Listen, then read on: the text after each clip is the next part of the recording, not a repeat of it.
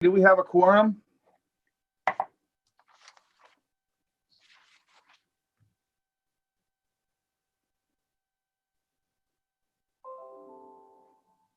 Yes, would you like me to start recording?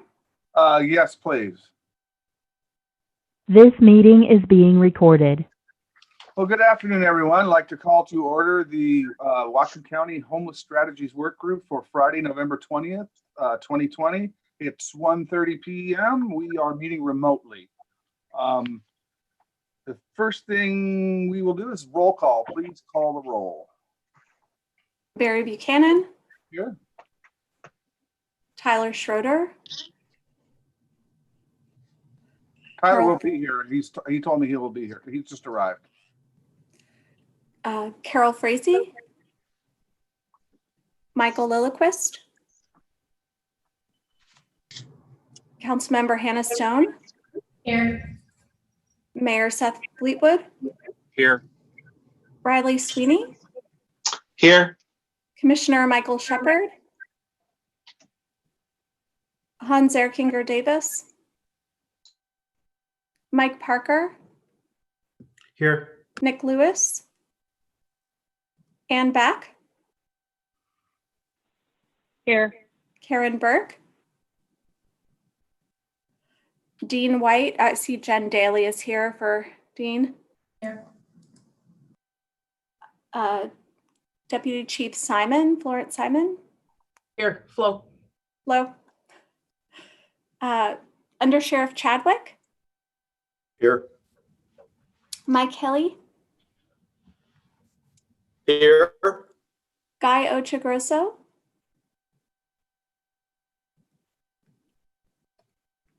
Marcus Steedham. Joel Kennedy. Here. Emily O'Connor. Here. Michael Barris. Here. Lisa Marks. Here. And I see that Marcus Steedham and Hans Erkinger Davis have also joined us, and that concludes the roll. Thank you very much, Kathy. Welcome, everybody. Just a heads up, we have a lot to do today, so we may go a little over. The first thing I'd like to do is to get out of the way is the approval of our meeting summary from November 6th. Do we have a motion to approve? So moved. Approval. We have a second. Second. Okay, Michael Barrett seconds. Any corrections to those minutes? Barry, if I could just one sort of clarification on statements that I made last meeting is the numbers that I came up with for what to expect when moratoriums lift. I estimated 100 to 1,000, wide range, but those were on top of existing numbers. So addition to what we're experiencing now. So we can experience at least a doubling roughly of the number of homeless households we have right now. So Kathy Halka, do you see where that is in the summary and how method to correct that or edit that? I do, and if it's all right with you, Joel, I'll add a statement that says, for clarification, this is in addition to what we're currently experiencing. Does that satisfy the correction? Yeah, that's perfect. Thank you. I'll revise those. Okay, thanks, Joel. Appreciate that. Any other discussion on the summary? Seeing none, all in favor say aye. Aye. Aye. Aye. Okay, that passes you. Added to our agenda was the county council on, let's see, what day was it? Monday. We met on Monday to talk about tiny homes. And the county has put into place a process now to purchase 50 tiny homes. And we did so on a very big leap of faith because there's no plan, but that's why we're here today, to start formulating that plan. Mike Parker and I and Emily got together on Wednesday morning to kind of talk about a framework for our discussion. So we're organized today. We could certainly take thoughts beyond that, but we just kind of wanted to make sure and use our time very efficiently. So with that, Emily and Mike are going to take the first piece of this and just give us some of their the thoughts that for talking points for our meeting today. So Emily and Mike. Emily, if I start us off, you want to kick us into questions? Okay.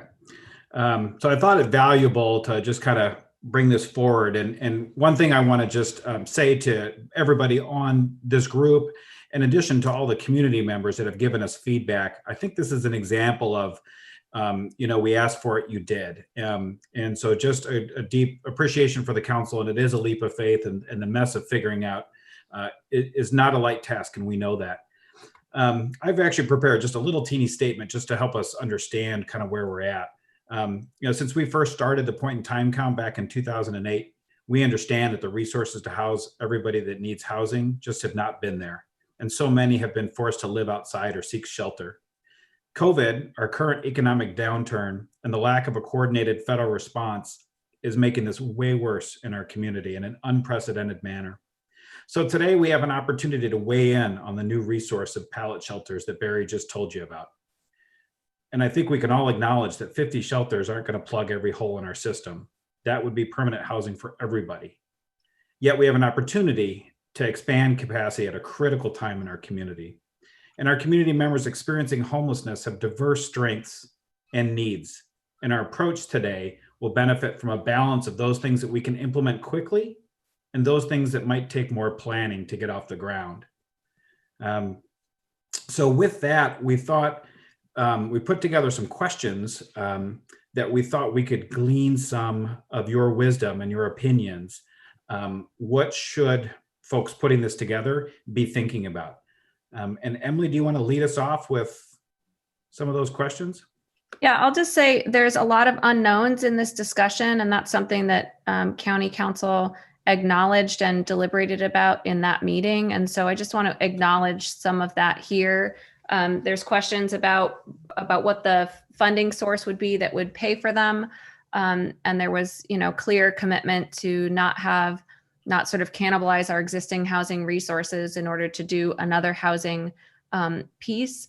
So there's questions about the funding. There's also questions about when would they be here? How quickly could we set them up? And acknowledging that there's infrastructure requirements with that, right? These are they're like much better than a tent, but it still doesn't include kitchen and bathroom facilities. So there's structural pieces like that need to be taken into consideration. There's also the where would they go, and thinking about what's the right size and fit for some of those things. So we just want to acknowledge, and then what's the timeline? What's the target population? So just sort of acknowledging that there's a lot of questions. It can be easy to sort of push like the purchase button. Sometimes that can be easier than actually the implementation and sustaining of a program or a project. And certainly, this is something that requires staffing support and thinking about services that are provided, et cetera. So we'd love to just pause and get some feedback from you all about how to move forward with this, and thinking about things like a potential phased approach, which could look a variety of different ways. It could look like implementing a smaller number of not the whole 50, deploying all 50 at once, but implementing a smaller number, getting our feet on the ground, and then setting up more. And that could be multiple sites. It could be a phased approach on a single site, depending on the other details. There's also some questions about, do we use it for winter shelter? Is it COVID and winter? Is it more long-term interim housing, right? Because this could be set up sort of like a tiny, a cottage home, tiny home type of a village. And I'm just going to kind of read these out there. And then I think, Barry, if it's okay, we could just sort of jump into what that discussion looks like. So also thinking about. So Emily, yeah. what I'd like to do, and sorry to interrupt you. No, go ahead. I'd like you to finish this piece, and then I want to bring Tyler Schroeder in. I sound like a news anchor now, but bring him in to talk about that procurement piece, because he's got some information to share So I want to try to find the most optimum spot to stick that into a conversation. So please go ahead. Okay, great. So there's also, we could talk about like locations. So city of Bellingham, small cities, 50 is certainly enough that this could be multiple different places that these could be set up. Are there, faith communities that might be interested, other private options in terms of land? And then again, thinking about who is it that we can most effectively serve. And that of course is a conversation about what resources do we have to work with. I have to think carefully about making a match between the services that we can provide and the services that someone needs. And then lastly, thinking about how can the Homeless Strategy Workgroup members think about what we've learned from other providers around the size for tiny home communities? So is it, 225 sites of 225 units? Is it a different arrangement? And then there was also a little bit of information that Ann Deacon brought, I believe, to County Council about sort of the ongoing operational costs of some of these types of villages. So those are some of the things that we can chew on. And first, we'll kick it back to Tyler for some of those logistics, but just kind of be keeping that in mind as you're thinking about deployment and what type of support and recommendations this group might be able to help with a joint kind of city-county effort to stand these up. Thanks, Emily. We will go to Tyler Schroeder. Thanks, group. Tyler Schroeder, Deputy Executive there for Whatcom County. Late last week, when it was kind of acknowledged about the upcoming emergency and trying to accomplish purchasing 50 tiny homes or those pallet shelters, I started contacting the pallet shelter company. At this point, what we have understood is that there can be 50 purchased for about $370,000, including tax. So that's at about $7,000 a unit for those pallet shelters. I'm assuming that most people are familiar now with kind of what the pallet shelter provides. It breaks down, builds up, can set up pretty quickly, has some electrical power to it. You're able to plug it in. Would require a pretty big electrical load. As Emily kind of indicated, they don't have bathroom facilities or shower or cooking facilities. So that is something that would need to be worked through for the site prior to utilization likely. They do have kind of a bed and a mattress that would go inside of them. And originally it was indicated from the company that something like that could be delivered by the middle of December 15th, up to the 50. That was last week when I had heard that. After there was some discussion from the county council, they had indicated that they could maybe or hopefully provide things as quickly as November 30th, which is very quick.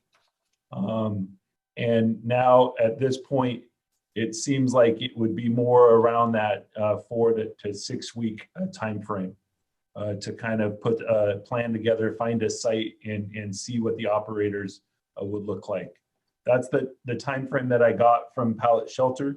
To let you know, I also have reached out to based off a county executive having a lot of interest in these types of units, reached out to a local company by the name of Modular 360. They're out of Ferndale, and they provide a modular setup. They have indicated to me that it would be a similar price. I don't know that for sure, not that money is for the acquisition of these units. I think we can accomplish that. And it is more of a typical modular steel with a little bit more normal residential construction to it. It doesn't break down as quickly as the pallet shelters. It would be more hardened of a structure, but then also could last a lot long. Well, I don't know that for sure, but the assumption is it could last a little bit longer and be a little bit more durable to it. So the executive did send a recognized to the county council and understand the unanimous support of purchasing tiny homes. We are, and the executive is very interested in hearing what the outcome here is at the Homeless Strategy Workgroup, and continue probably on a daily basis to talk to the mayor also about where the city of Bellingham is and coordinating that effort. So I think as soon as there is some decisions made on site and operations and all of the questions that Mike and Emily are bringing forward, which are very good questions, we can kind of move the process forward and get things purchased and moving forward. That's about all I have there, Council Chair. Barry, if you have any other questions, let me know. So Joel had his hand up. So any questions that are specific to what Tyler just gave us? Go ahead, Joel. I just wanted to mention that I talked to Ben Simmons at Pallet today, and in terms of what you were saying, Tyler, about the how many could be delivered and when, he indicated that that's a moving target, which means that if we don't move soon, that target gets pushed out because there's going to be more and more demand as this sort of tidal wave of eviction starts to really come, nationwide. And so we're going to end up in the same sort of situations that we were with PPE early on in the pandemic, looking for emergency shelters. And I also think it's important for us to sort of make the distinction between tiny homes and emergency shelters. These are not really tiny homes; these are emergency shelters. But I also wanted to mention that Ben is on the meeting with us, and said that he would be willing to answer any questions specifically about the pallet homes and possibly delivery times and that kind of thing. Okay, I don't want to quite go into that right at this point, but I just wanted to ask if Mayor Fleetwood had anything you wanted to add to our executive office's report. Sure. Thank you. Well, as everyone knows, since Veterans Day, we've had a growing encampment outside of City Hall. And we need to find a solution to get them off that site just for health and safety reasons. We've been working very diligently, actively every single day in putting forth effort to come up with another site that would be a new managed site. This is being described as something that we can make operational sooner rather than later, that would bridge the gap between now and next spring to help increase capacity. So in addition to the Byron Street facility and the drop-in center on Holly Street, both of which may be opening in the next couple of weeks, we recognize that there's days, I guess not today, but there have been some days when base camp has been at max, and we're acknowledging that we need to do something in addition. So I indicated a week ago that I would make a city-owned public site available to help in this effort. We've got a number of sites that could potentially be considered, but the most obvious one in the immediate term is the Winter Haven site behind City Hall. We have been, between planning and legal, have been identifying basic conditions that would be required. We've been working with some people that might be able to form an organization that could potentially serve as an operator. There has to be an operator to help manage and supervise basic conditions. And of course, we're partnering with the county. And as Tyler indicated, there are 50 pallets that can be brought into this mix. So in that broad context, We hope that if all goes well, we'll be able to make some real progress on that in the coming days, and then plan for making that operational as quickly as we can. Obviously, that is going to introduce a range of other issues in a longer term. People talk about permanency, and obviously this is not a permanent solution, but it would increase our capacity and hopefully help create a more humane environment as we seek to get through the challenging cold and rain of the coming winter. So that's it in a nutshell. Thank you, sir. We appreciate it. Yes, Mr. Parker. Thank you, Mayor Fleetwood and Deputy Executive Schroeder. I was curious, you heard our list of questions, and obviously we want this time to be useful for the folks that are going to be planning it and people making decisions. When you heard those list of questions, I guess at first blush, did they seem appropriate and that input could be valuable for you all? And I guess the second follow-up to that questions that Emily read out, was there some input that could be valuable from this group that we didn't frame? Because obviously that's one of our goals, and why we met ahead of time is we want this to be functional and we want the feedback to be useful. So if we're missing something, we'd like to know, but we also don't want to weigh in on things that wouldn't be instructive. I hate to do this to you, Emily. I was in the process of walking from my car up to my office when you were reading the questions. Do you mind going over them again if it can be done quickly? Not at all. So, and you know, we've touched on these a bit. So some questions about funding, and I think I hate not being able to see you all while I'm talking, so I have to pull up my questions, and then it's just irritating. Zoom is so great. But to both of you, Mayor Fleetwood and Deputy Schroeder, you talked about funding. And so there's the acquisition funding, but then there's also the ongoing operational funding. And so thinking about what are the resources that we have on the table and what are the implications of that resource. So if we are utilizing city dollars for operations, where is that coming from, and wanting to make sure that we aren't deconstructing other pieces of our homeless response system in order to stand up a new resource. So that was one of the sort of discussion questions. Were you going to jump in there? Yeah, I can. So another one, we can tag team it. Another one was the idea of a phased approach, that we've heard from folks that really large communities like this may not be the most beneficial. And so the thought was either multiple locations as opposed to it all in one site, and or a possible phased approach.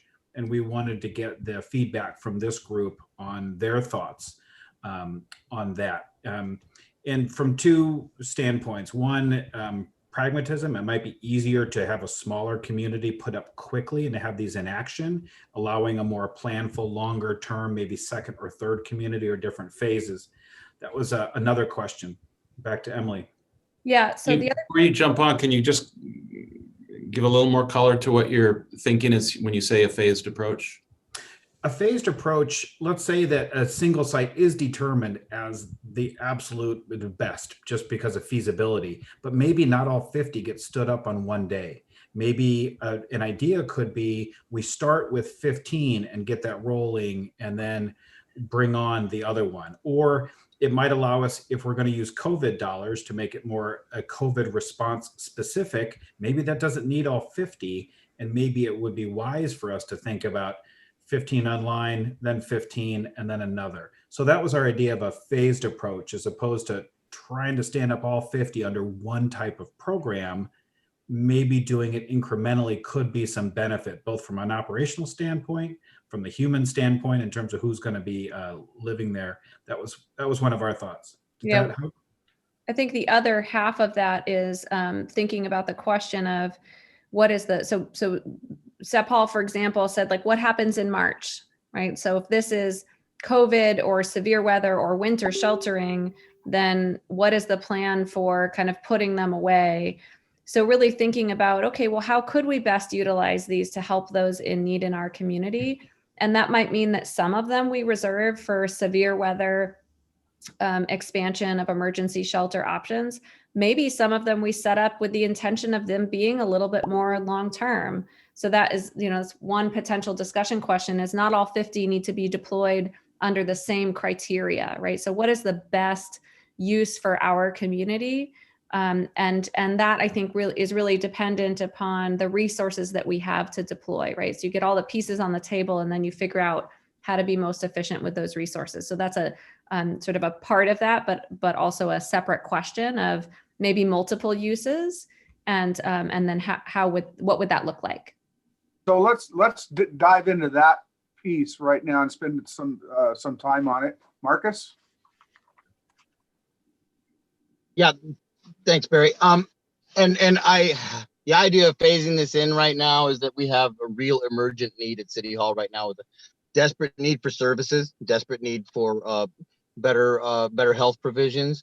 Honestly, the spacing that you'll see on this lawn right now, the way it is with tents as they are pretty similar or more spaced than you find at base camp on the floor as people are sleeping indoors in that environment. So at least we have air moving by and all that. It becomes about the perceived food handling areas and other common areas where you'll find people who are, most of them have taken to wearing masks when almost none of them did when they came in. But of course that, that we tried to reinforce that, and it's come in here at the camp.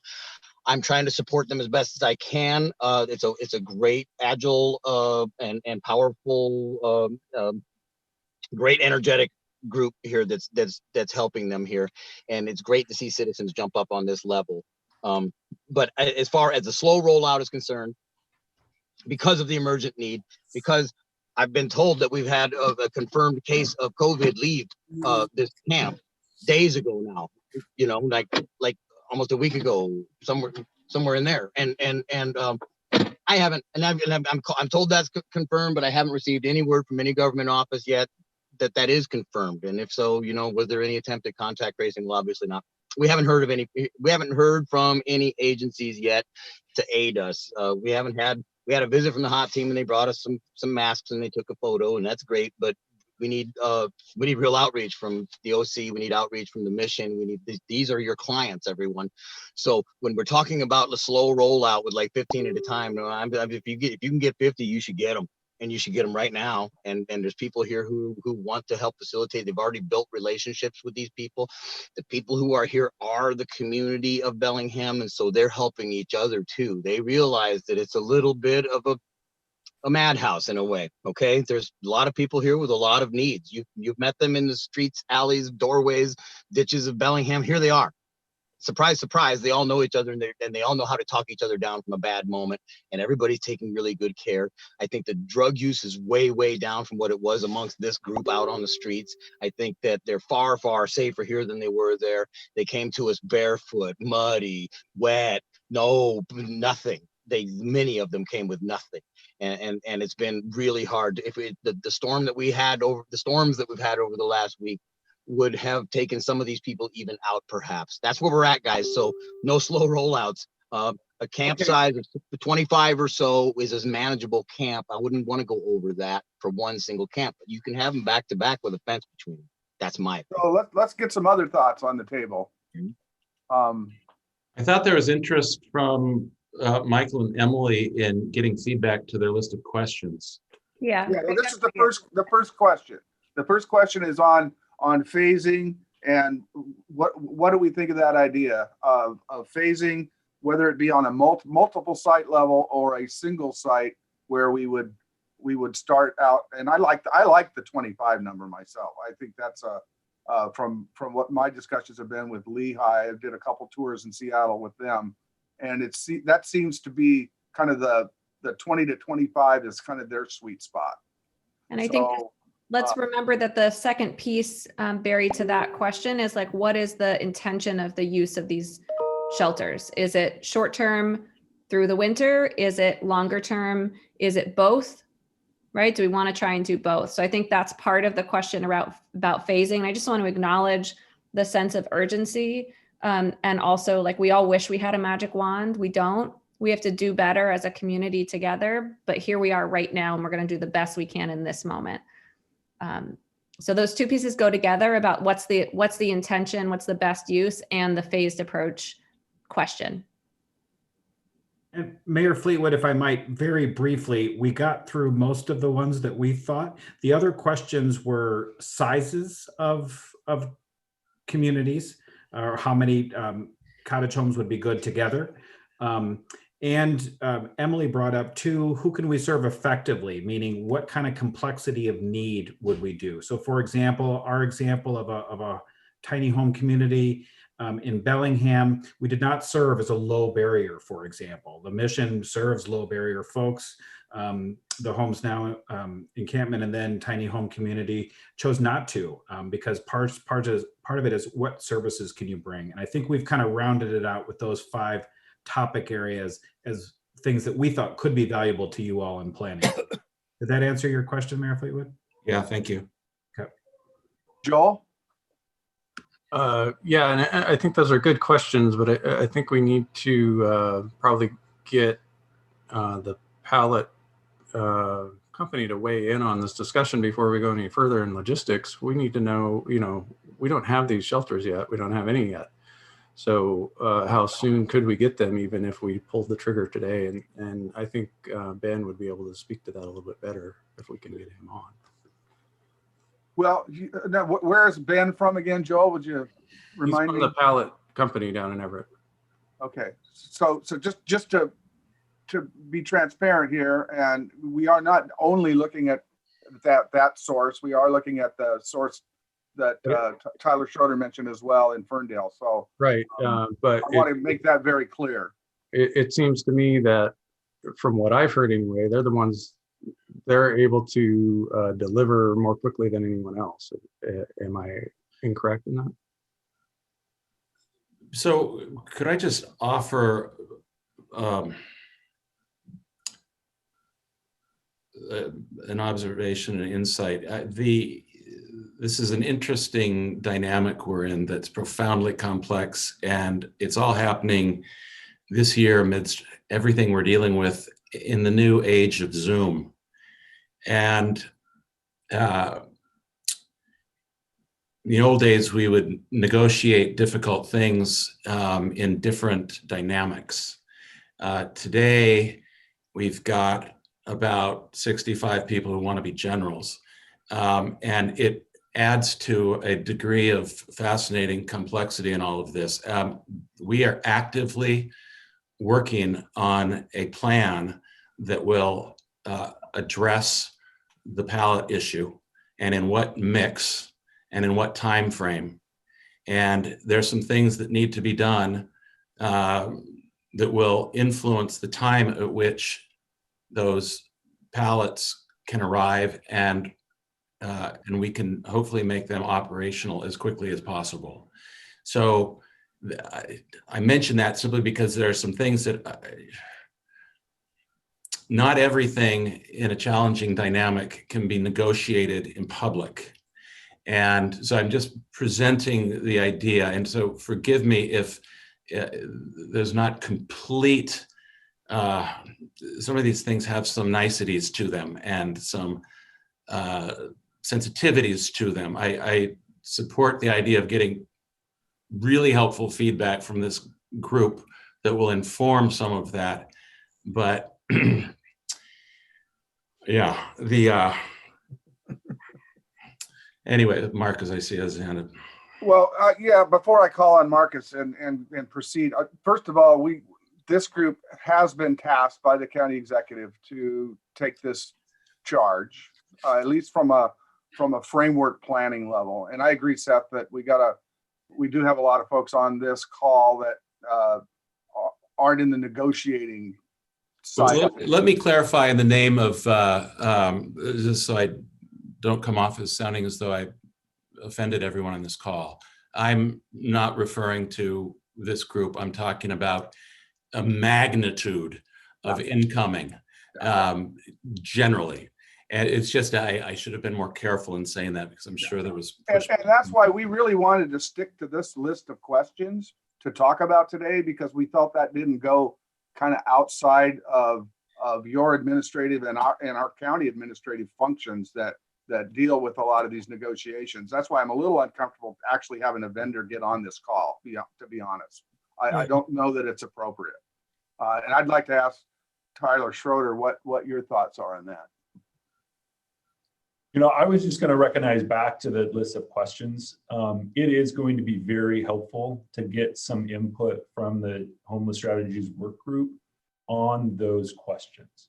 And from there, what could happen is the administrations could go and find the equipment and the site and the location and the operators to make the homeless strategy work groups thoughts and ideas of what this would look like successful. So, you know, if there's specific questions about durability of the pallet shelter compared to durability and permanency of another shelter, maybe that would be a value to provide some input on. But not to get into bureaucratic nonsense, but there is some competitive process procurement issues that are at a point here as well. So, you know, hearing from the work group on phase and size and location, because right now I have a quote for 8x8 that we almost purchased. Maybe 8x12 makes more sense. You know, maybe having, and so that's the input that would be very helpful for the county administration to kind of carry out the wishes once we hear a little bit more on what that plan is and what would best serve our community, because this is the group that can define that. And we don't want to stub our toes and have to go back without getting input from this group before we take some of those steps. Yeah, right.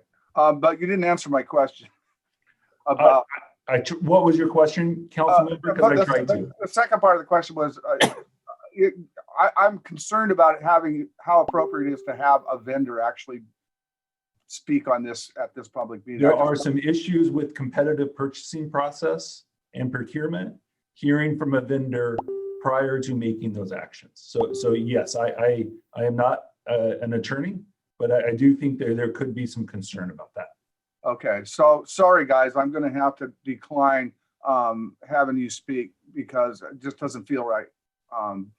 No offense, believe me, we want to continue our conversations with you from the administrative level, but I just don't think this group is where it should be. That's great. I just want to add, we do this in working groups and with cities and city councils and stuff all over the country. And so it's not just about our shelters. We're very familiar with these models and how these work. So we're happy to be a resource for you guys at any point in time. We're the nation's leading provider of non-congregate shelter for people experiencing homelessness. And we have dozens of communities, and you know, we fully understand what it takes to put 3 shelters up outside of a church to 100 plus shelters in a major city and everything in between. So however we can be helpful. We also have a construction company and a service provider. So we understand this stuff pretty well and spend a lot of time in similar meetings to this. So however we can be helpful, let us know, please. And outside of that, we'll be happy to hop off. Okay, thank you so much for taking the time to join us. We really appreciate it. Go ahead and make you an attendee so you'll be able to continue. Yeah, we'll make you an attendee so you can stay in you can hear and see what's going on if you so desire. So. Sure. Okay, let's go to Marcus and then Lisa Marks. Yeah, guys, I just feel the need to reiterate, you know, this is an emergency. We're in a COVID emergency. Again, I've told you we've had a COVID case come out of this camp. I can't even get any outreach from government to let me know if that's really happening. If so, then are we doing any attempts at contact tracing anything? Are we doing anything to try and protect these people from that? We are in an emergency. We cannot wait for that due process. We're in an emergency. I believe that the health department should easily be able to petition the county to open up funds, emergency funds immediately for emergency sheltering. If you're worried about what agency is going to be able to run this or whatever, if you're worried about who's going to sign on the dotted line, in case you don't share the same view as Rick Sepler when I spoke with him yesterday, who thought that we were too closely spaced here and he was really concerned about COVID, yet he thanked me for what we're doing out here. If you don't agree with Seth Fleetwood had a similar opinion going into our last meeting 2 days ago. he even called it a super spreader event, as a referred to. Maybe that was a little extreme, but it does ring the bells of alarm for me that this is being considered, to some people, at least in the city, that this is an emergency. And so I call that an emergency. We're already in an emergency. I was under the impression that everything that gets signed by any officials right now under the COVID emergency pandemic that we've been through, everything that happens with CARES dollars that are emergency dollars for COVID, this is that emergency. And man, are we in it. So Marcus, I just want to, Marcus, I want to get specifically to these questions. I appreciate your passion and your need for. I'm speaking, Barry, But about. we only have so much time here today, and I want to make sure we get through everything. Okay, but we are talking about this subject, right? This is that subject that Schroeder was just referring to, about whether or not we can get this stuff done in any timely fashion, and who should do the care. In fact, I likened this in my conversations with Seth and with the city attorneys that this is, you would liken what's going on in the lawn out here to somebody giving chest compressions to somebody out in the lawn. Would you be blamed for trying to help that person? No, it's the Good Samaritan law in that case. So the people who are out here doing the job while we're talking about qualifying them to do so, maybe, is ridiculous. We're in an emergency and these people are in danger now. We need outreach. We need swift decisions in an emergency fashion. Thank you. Okay, Lisa Marks. Thank you, Barry. I just wanted to get back to the question of, smaller communities versus bigger communities, size of structures, all of that kind of stuff. I would say all of the above, depending on the need. We have a very diverse community need, many different demographics that we're covering with this homeless situation. You've got your families, you've got 55 plus that's growing. We've got teens, and they're all going to need their own separate areas for safety purposes and things. So I myself like the idea, just like you, of keeping maybe the groups a little bit smaller, 25 max, to an area, and maybe separating them out by need, and keeping the demographics sort of the same for safety and security of the folks that will be in each community, if that makes sense. Michael Barras. I'm sure that this is about the location factor, and I'm sure those of you working on this have already thought about it maybe many times. I drove by the Sunnyland site yesterday afternoon, and I don't know a lot about it, but there were 9 cars sitting there. The gates were shut, and I've heard that community welcomed the last effort. So, but it doesn't seem like a good use of that property to have 9 cars sitting there. And I've heard Joel talk about the county property out near the soccer fields. I don't know what state that's in or not, but I just wanted to toss those back out in case specific locations haven't been talked about. So the Sunnyland one and the county property by the soccer fields. Mike Parker. Okay, I wanted to just weigh in a little bit about location, but slightly differently. A lot of this is focused on Bellingham, and obviously Mayor Fleetwood and Suppler being here, we're clear that they're players in this and they want to support that, and that's great. The other thing that we hear in my old job, we used to hear a lot, though, that so many services were always co-located in Bellingham. And I wonder about the approach of, and if this is appropriate, and maybe it's not, but is this something too where this resource should be shared, or would there be some value, let's say, to having some of this resource be in Bellingham, but maybe not all? So I just wanted to throw that out there. I don't have my strong opinion is services need to be where people are, but we do know from point in time count and just anecdotal stories, people are becoming homeless all over Whatcom County. It's not just in Bellingham.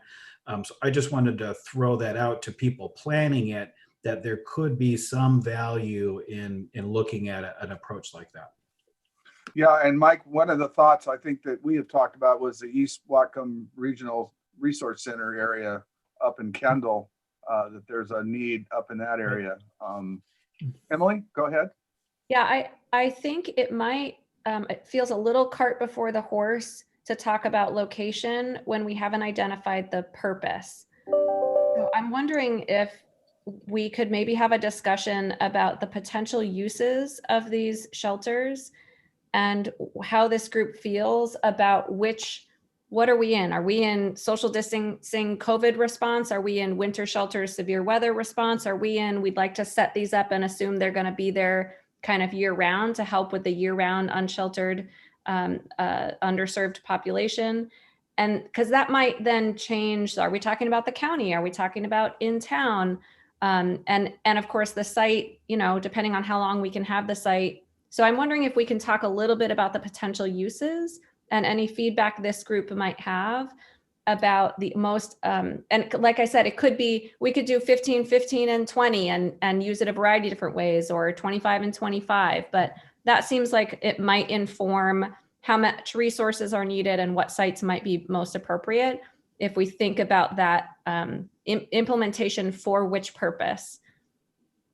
I agree, but there's only one thing that I think is important.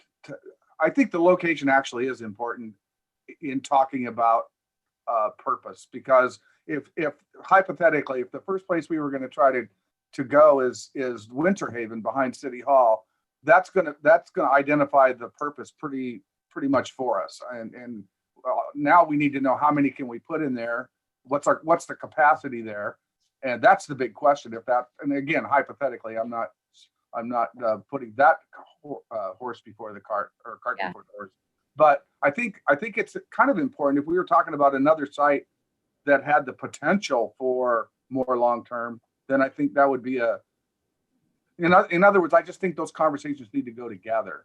Yeah, and if there's a recommendation from this group that we really actually want to stand up a portion of these long-term, then the ask of us, or ask to our, our city and county partners, is to look for sites that could accommodate that. Yeah. Councilmember Stone? Thanks, Barry. So I would take it and request that we back up even one step further, because my biggest concern is operations. Depending on who, right, what entity is available and equipped to step up and provide these services, to me is going to dictate a lot. And so the need is incredible. And these 50 pallet homes are not going to address the entire need. And they could be used in, in numerous, wide variety of ways. And so I heard, on the county council meeting earlier this week, or whenever that last was, time is moving, when Councilmember Ellen Boss was saying, County Councilmember Ellen Boss was saying that, a lot of the resources tend to be focused in investments in Bellingham, and what about the county and the small cities?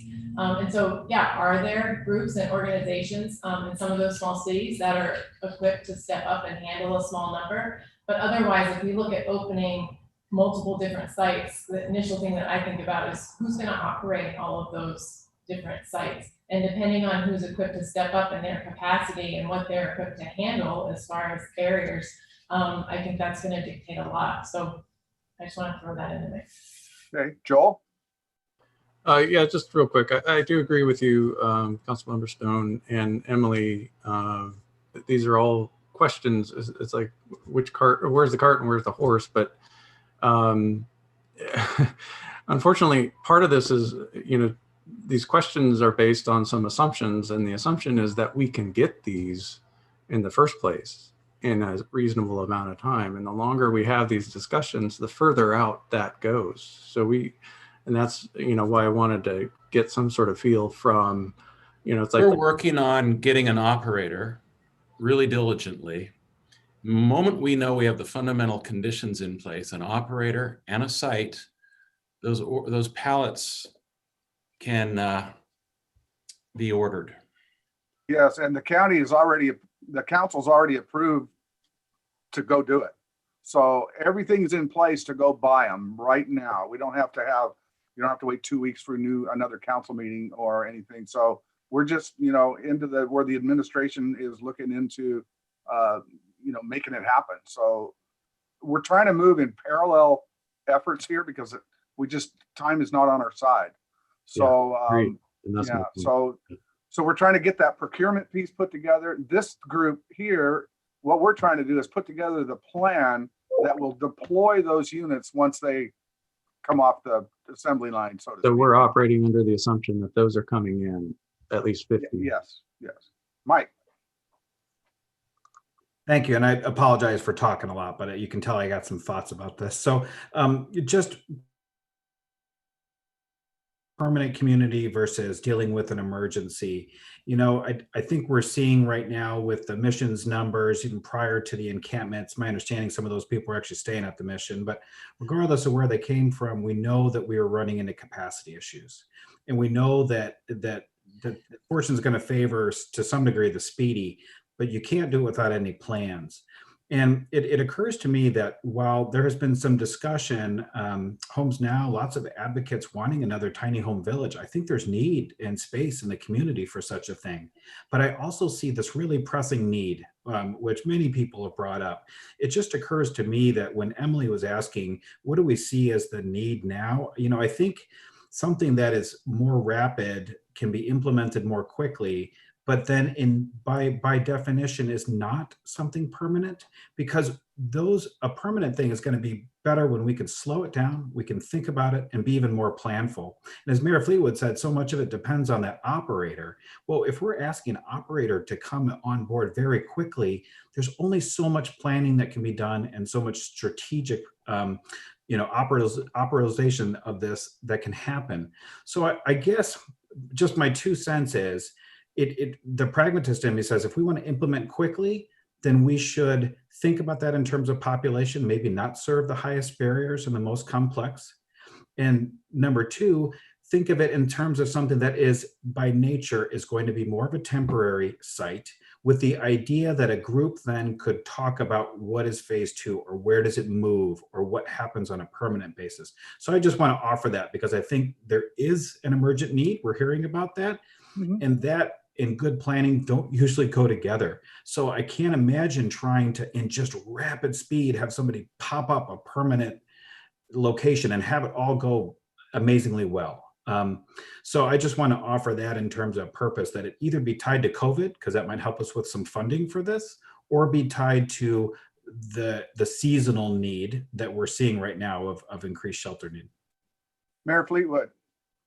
I just wanted to express support for that statement, Mike. It was a good comprehensive assessment of things, and that's largely how we're thinking of it at the moment. Our effort to put up and make a site available, partner with the county, work on establishing conditions, and with a operator is, I know I'm repeating myself, but it's to do that shorter term emergency encampment to get us to bridge from now until springtime and buy us some time to give greater thought to the longer range phase. Well, it sounds to me like this is maybe what we're thinking is phase 1, is this emergent need, and to place our thinking into that emergent need kind of mode. Is that what everybody's, is that where we're coming to? That sounds like the best options. We have a site being kind of thought about and worked on. We have an operator. We have that's being worked on. We have the procurement of the units being worked on. Seems like the best way would be put whatever number we could into that scenario as quickly as we can. Jen Daly. Yeah, thank you. I'd love to weigh in on this, but one of my challenges in my head, and I apologize for not being caught up completely, is what is happening with Byron Street, like as far as the units there? That's a separate subject. I think we're going to report on that a little later in the meeting if we have. Okay, because to me they kind of go together, right? If Byron's focused on COVID, then that makes sense that this is like an emergency shelter. It's hard for me to like have an opinion. I love that we're doing this, but it's hard for me to have an opinion about like how to prioritize these tiny homes without having a better sense of like what we're doing collectively. So. And I want to move into that discussion. I'm going to let Marcus go. Marcus, please make it brief. Yeah, well, I'm going to make it as brief as possible. I also want to get to help fill in some of the gaps. I have a spokesperson for the leadership of folks who are helping here now, and she would like to make a few comments. This is Ida, everyone. She's been in here. She's been in every. Marcus, So that'll have to be public comment. I want to finish up this piece first. Well, I thought that we were trying to identify some confidence in the people who might be actually running the facilities that we're trying to negotiate for. That would be under public comment. Okay, well, that's my friend Ida, and she'll be there for us. Okay. Councilmember Stone? Yeah, I just had a quick question for Tyler, just to confirm. So has the county been able to determine whether or not this can be classified under an emergency to allow things to happen more expeditiously, or are we committed, are we tied to that? I think it's 4 to 6 weeks, right, for bidding? As soon as a site and somebody to operate it is established, we can purchase those through the emergency purchasing policies. Okay, great. Thanks for that clarification. Yeah, that's good to know. Thanks, Tyler. Emily? Is that with COVID CARES dollars, Tyler? The county will be able to take care of the capital purchase. It doesn't have that November 30th deadline of CARES. We've determined another opportunity that is Not to cannibalize any other housing projects. Thank you. Can we confirm that it isn't going to draw down other housing programs? For the capital purchase, no. For the operation cost is probably a different question. Got it. Thank you very much. Yep. Mike Parker. Sorry again. I just want to mention too that so when we think about population and getting at the question about who would we serve or what makes sense to serve when you're doing something so quickly, just some lessons learned by an agency that didn't, do emergency shelters. We partnered with the Mission, who's an expert in emergency shelters last season, and I want to call on that type of working relationship was invaluable because the Mission has a wide range of services. Any type of cottage or tiny home community won't be able to duplicate all that, nor should it. And I just wanted to offer they were amazing partners in that. And just so folks remember, it was really the city's intent that we don't serve the lowest barrier in that location. It was different, it was novel, it didn't have all the same facilities and players. And just to think about that in terms of our framework, we want it to be successful. We want to make sure that folks are where the most services are. And just to echo what an amazing partner the Mission was in helping navigate that, because they know their folks extremely well, and they really helped us kind of walk through that. So I just wanted to mention that in terms of like, what population do we serve? I would say not the most complex needs. Yeah, Hans? Thanks, Mike. Yeah, that's one thing I've noticed. And that was a great partnership, I agree. It seems to me that there's the lower or the higher barrier folks. The Mission does a pretty good job with those that need the low barrier services. And it knows a lot of people that maybe aren't the best fit in a low barrier type of shelter and could use more of a transitional type of support. And so I would make the case that any sort of tiny home program be transitional in nature. So maybe it's seniors or families or people that have jobs or that type of thing seems to me anyways to be a good utilization of tiny home type of uses. So one perspective, go ahead, Mayor Fleetwood. Just a clarification, Hans. When you say tiny homes, we're making a distinction between one type of home and pallets, or were you? I mean, both of those together, just the sort of individual usage type of facilities or tiny units, I guess. I'm just curious, Mike Hilly, do you have any perspective on any of this conversation from emergency services and medical stuff that you could maybe weigh in on?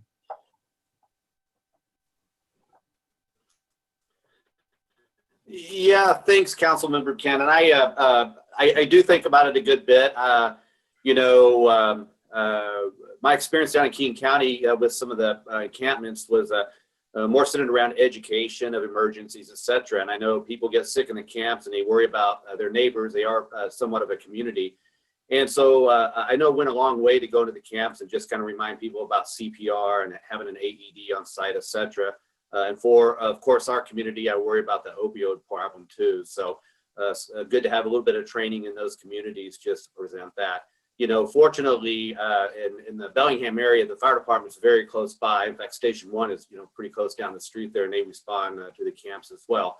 I actually worry more about the camps out in the woods, a little bit less than ones in town, just because they are closer to services, and people around inside those camps, like I said, tend to take care of each other.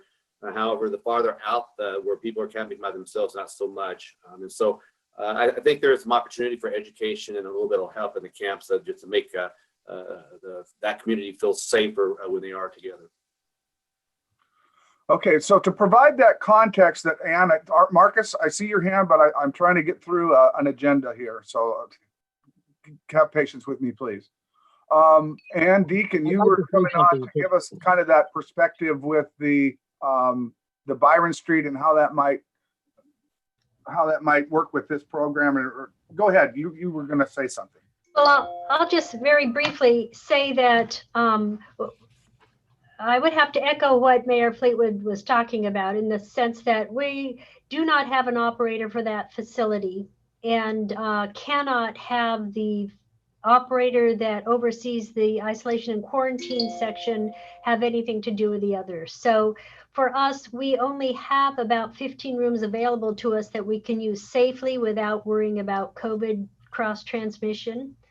And we're still working on trying to find a way to safely provide the support for people who are sheltered there as guests. So I think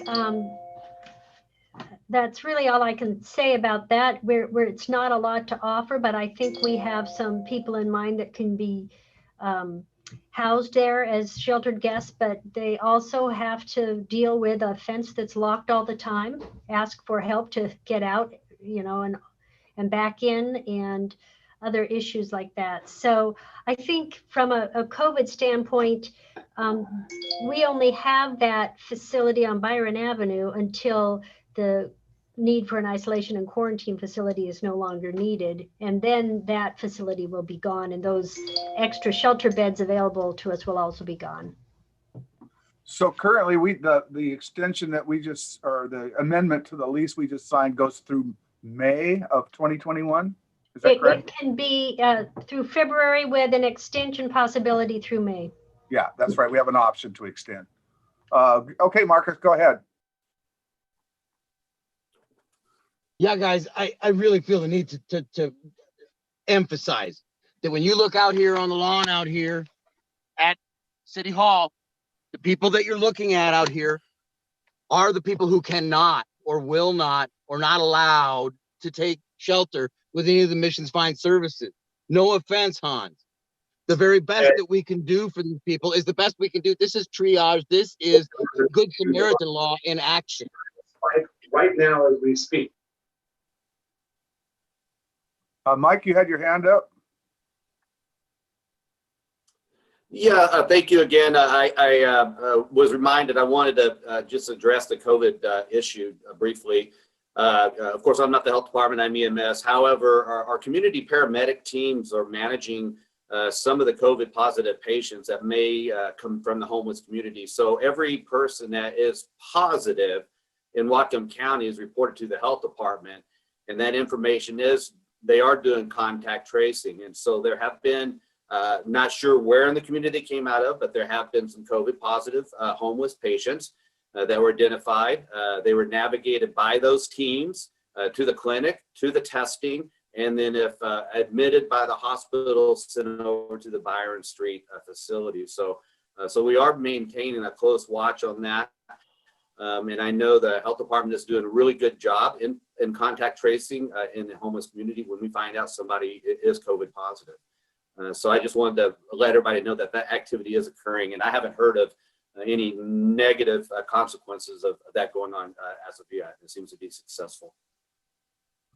Okay, so Mike and Emily, do you feel there's anything more we need out of input from, you know, the questions that we've posed?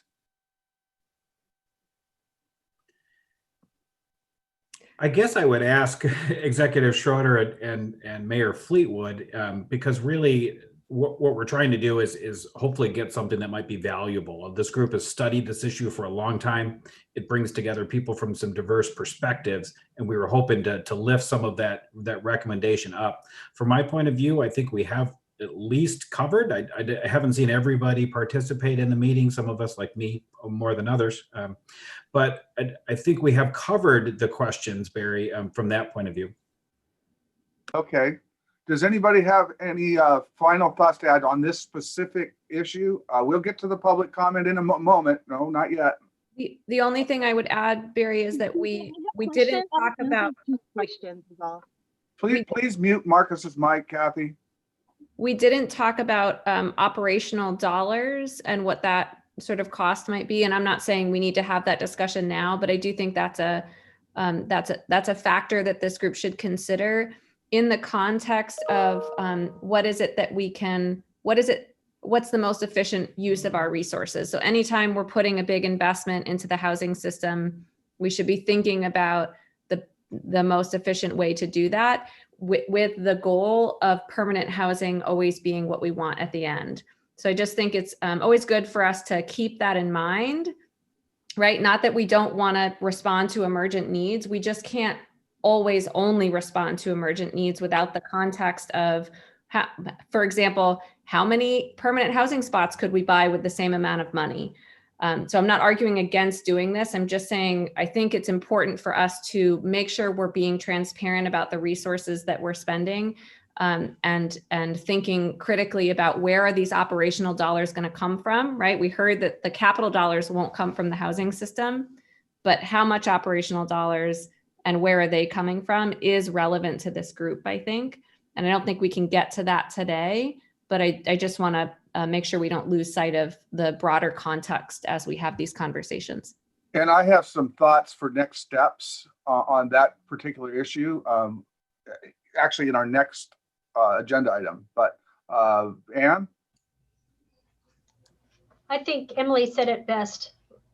We have absolutely used every dollar we have available to us in the housing pool, and we have lots of dollars that we have spent, but we spend it along a continuum to ensure that we have a balanced strategy and that we actually address the solution to homelessness, which is housing. Sheltering people is an emergent response. It's very important, but the solution is permanent housing. Okay. So Tyler Schroeder. I just had one last kind of question or clarification for the group.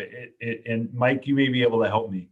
It sounds like there's a difference between tiny homes and emergency shelters. It sounds like the group was focusing on the emergent need that's in front of us and trying to accomplish emergency sheltering for this solution. And so any equipment purchase, what exactly does this group think that would include? Does that make sense? Does that question make sense to you, Mike? Was that to me, this Mike? Maybe to the group, but yeah, it was kind of to you, Mike Parker. Emily looks like she has some thoughts on it as well. Well, yeah, I think I was the one that made that point that we have this emergent situation in front of us, and these seem more, especially the pallet shelters, and I haven't seen the other example. They seem to be uniquely fitted to be quickly deployed, but not something that would be necessarily have to be permanent to be valuable. And I like the fact, at least if it's the ones that I heard about before, they could be taken down and then put back up and reused, which means that it would be an asset for our county for multiple different emergencies should we have them, not just this particular one that's at us today. So yeah, that was at least what I lifted up was the emergent need, and the time frame with which we're trying to do it lends itself to more emergency. Emily? Yeah, I wouldn't take it off the table that this group should think about a long-term strategy. I think Mike's point was we can't do a long-term strategy well at this point, but we might be able to do a rapid response emergency shelter well, say like behind City Hall. But I wouldn't want to take that off the table entirely. We might learn some things from that. And to Executive Sepp Hall's point last week, come March, nobody's going to feel good about exiting people back to the streets, right? And so we do need to be thinking about how to do this responsibly so that we aren't, so that we're actually making a positive impact in people's lives, not just temporarily better, but then take that away again. So I think we would need to maybe table that, but not lose sight of that next step of that conversation. Yeah, exactly. And that's the phased approach. I mean, that's what we're talking about here. And how do we do that? And I think the two things that I've heard are phase one has got to include emergent as soon as we can deployment of X amount of units. We've talked about 15, we've talked about 25, we talked about 20. It's going to be a capacity issue. I don't, hypothetically, if we were behind City Hall, I don't know how many units you can put there and meet, health department standards, CDC standards, et cetera. So that's a question I think that we need answered fairly quickly. Mayor Fleetwood. Probably 20 to 25. Thank you. That's a great answer. I like that answer. So that 20 to 25 unit number seems to be, we seem to be in agreement on that. Is there anybody that thinks differently? And the need for a long-term plan in subsequent phases of this? To Tyler's point too, something that could be dual use, and I think this is what you were going for. Does our purpose now have bearing on what we might buy?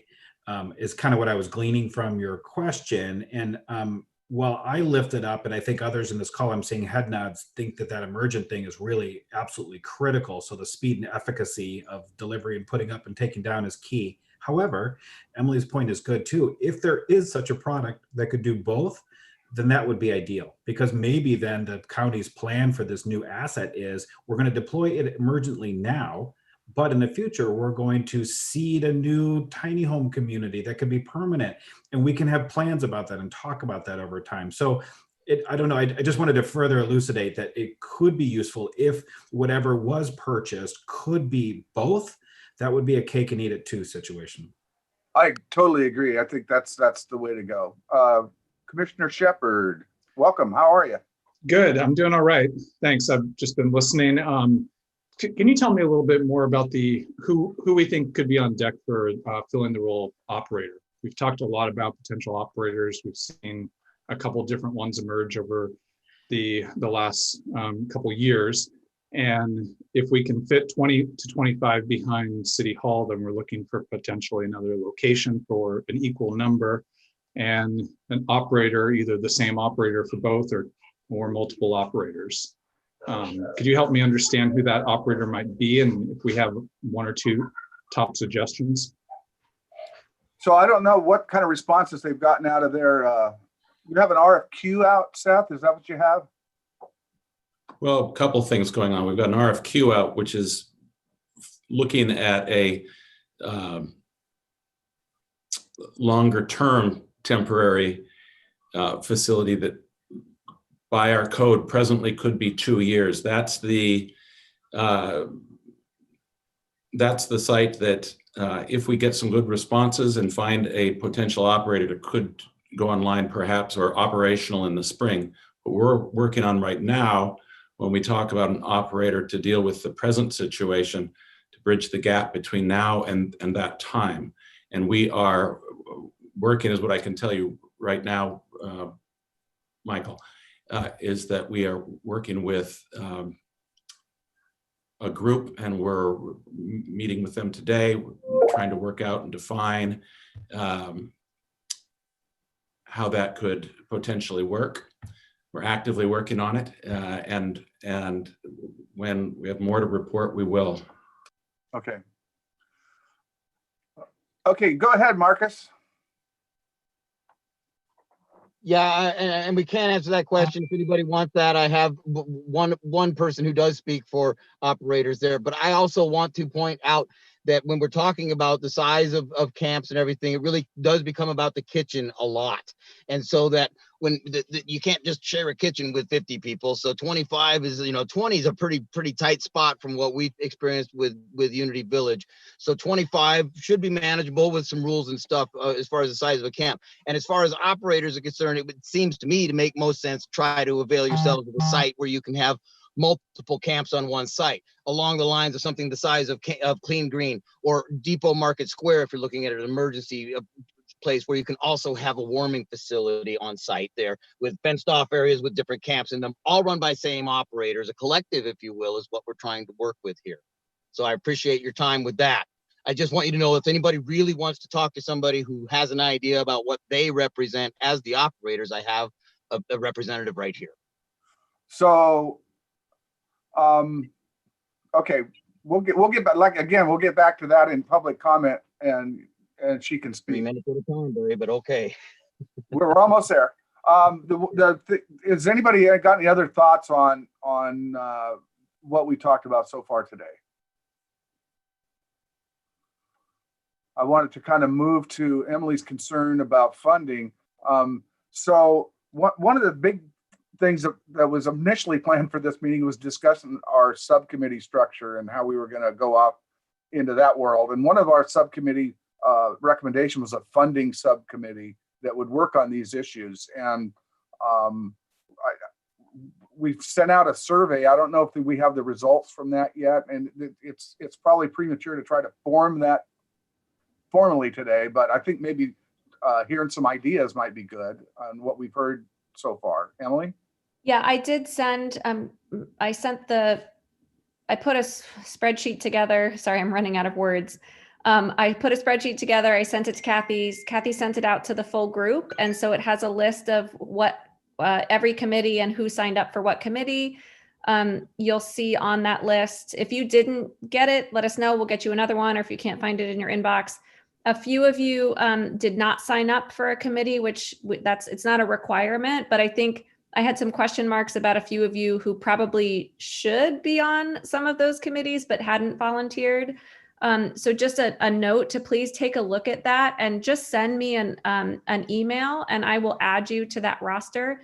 A few of those committees did not have a volunteer for chair positions. So please take a look and consider whether you'd be willing even to facilitate a first few meetings.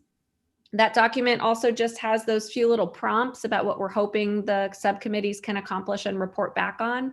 And again, it's about trying to create spaces to have more in-depth discussion such that recommendations for action could come back to this group where we're walking away with kind of like an action step in our larger group. So funding strategies is one of those, as is communications. And then our interim housing pieces. So year-round unsheltered housing, emergency severe weather, youth, and families. So those are the 6 committees that are on that spreadsheet. Thank you to those of you who responded. If you did not, please take a look. And then the next step will be for the chairs in that spreadsheet to go ahead and call your group together just to have an initial discussion and take a look at that. Utilize the matrix as sort of your starting pad for what types of recommendations and resources might you need or information you might want to bring back to this full group. Barry, am I on track? Oh, you are. That's great. Well done. Thank you. Jen Daly. Yeah, Emily and Barry, I'm just curious in looking at this, and I'm sorry if I didn't take this away from the last meeting, but can our subcommittees invite other community stakeholders to be part of those conversations? Because we think that could be really important. Yes. Yes. Great. Thank you. Anything else on that concept of our subcommittees and our working to divide up the work of the matrix? Okay, our next thing is year-round sheltering for, wait a minute, that's last week's agenda. Yeah, no, same place. Year-round sheltering for families and children. I did want to report one thing is that the council also voted on Monday to help Northwest Youth Services fund the ground floor for the next 2 years. So we did a budget, the council voted unanimously on a budget amendment for that. So we were very pleased to be able to help out and move that forward. And we really appreciate it. Thank you. Anything else on that you wanted to report on, Mike or Emily, on this effort, or Joel? Well, we are continuing to have really regular conversations about motel capacity for families with children. We know that's going to be a much larger need this year with COVID than in prior years. And of course, we've seen that waiting list increase significantly. So we're having really regular conversations to stay on top of that. And our subcommittee will likely have a recommendation to this group at some point in the near future about how we might go ahead and make sure that we aren't kind of leaving kids in cars or tents when we encounter them within our system, which requires some flexibility and nimbleness on behalf of our councils around funding. But I just want to say thank you to our executive and councils for being supportive of that effort. The other thing that I just want to mention is that some of us have begun a conversation about a permanent facility for interim housing for families with children. And so this is sort of to balance the time that we spend thinking about crisis response and really thinking about those long-term strategies. So this would be I don't know, maybe I'm not even going to say a number because it'll be wrong, but lots and lots of millions of dollar project to get a permanent facility that's really trauma informed and built intentionally for family and child well-being off the ground in our community, so that we aren't relying on a motel system that doesn't provide for that real trauma-informed care as families come through. So we're going to do a little bit of ground testing of some of those concepts, and then we'll report back about the progress. But we'd like to get a permanent facility in the project pipeline from the capital side sometime soon, because it would take us many years to see it through. So no better time to start than now. And that's it for me. Okay, Joel, you have anything to add? No, not at this time. I think it's just, I would just continue to reiterate the urgency of, implementing something definitely from a long-term standpoint, but also anticipating a big surge of families living in cars and that kind of thing. So the more we can do, the better. Mike, you have any more to add? No, I do have one point for good of the order at the end, but no, we've looked at some examples, and I think there are some really good examples, so we can learn from others. And I think everybody that's interested and invested in a quality family shelter in our community is really wanting to do this right. So this will not be the emergency, quick result, fast report. This is going to be more planful and really thoughtful, and I'm appreciative of that. Okay, thank you. All right. One thing to go before public comment, is there any more update? We heard a little bit of an update about winter shelters kind of throughout this meeting, but is there anything more that the health department wants to report? I'll just say that we still haven't been successful in finding anybody willing to operate a severe weather shelter. I think the good news for us is that we have many more winter shelter beds this winter than we did last year. So there is some good news in that. Okay.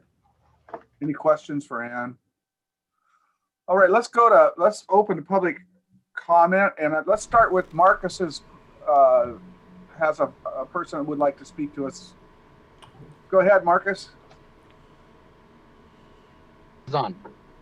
Hi all, my name is Ida Cardona. I'm a homeless advocate here at 210 Camp. We've been here for over a week providing services and shelter tents, from the community for the last 8 days. Okay, we know that this is an emergency.